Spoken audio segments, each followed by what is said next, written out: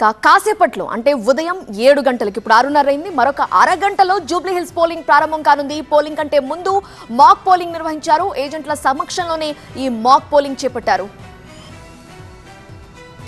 యూసుఫ్గూడలో ఉన్న పోలింగ్ కేంద్రాల్లో mock polling ఎలా సాగుతోంది? మా ప్రతినిధి వాసు మరిన్ని వివరాలు అందిస్తారు.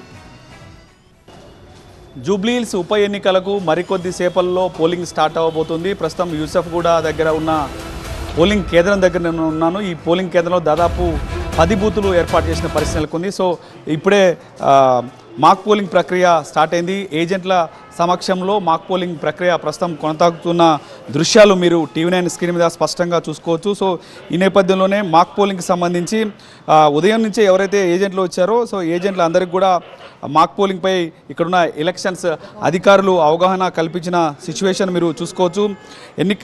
ఎన్నికల ఏజెంట్లు మాక్ పోలింగ్లో భాగంగా మొదటగా డమ్మీ ఓట్లు వేస్తారు. ఎన్నికల అధికారులు మాక్ పోలింగ్లో ఏజెంట్లు వేసిన డమ్మీ ఓట్ల రిజల్ట్ను ఏదైతే లోపల ఉన్న కంట్రోల్ యూనిట్లో ఏజెంట్లకు చూపిస్తారు. అనంతరం కంట్రోల్ యూనిట్లో ఉన్న డమ్మీ ఓట్లను ఎన్నికల అధికారులు క్లియర్ చేస్తారు. మాక్ పోలింగ్ అనంతరం ఎన్నికల అధికారులు ఎవరైతే ఏజెంట్లు ఉన్నారో వాళ్ళందరి దగ్గర నుంచి కూడా సంతకం తీసుకుంటారు.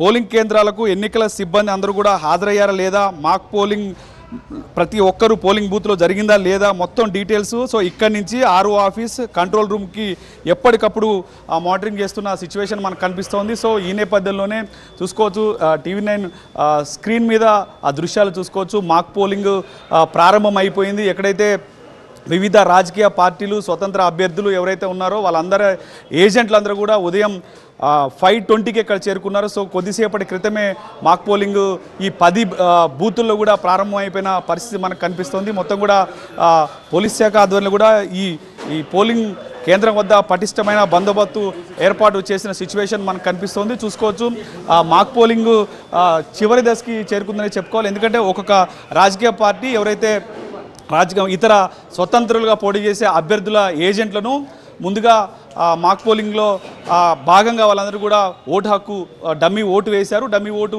వేసిన అనంతరం పూర్తి స్థాయిలో తర్వాత మళ్ళీ కూడా ఆ ఓట్లన్నీ ఎక్కడైతే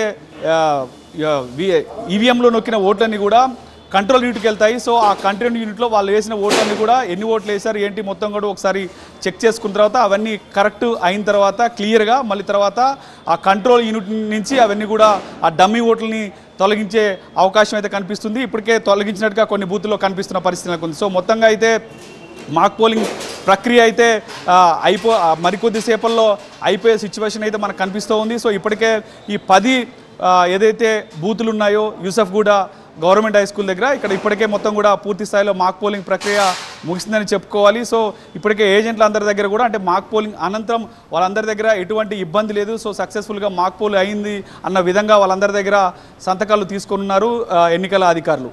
ఇది ఇక్కడ తాజా పరిస్థితి. Vote studio.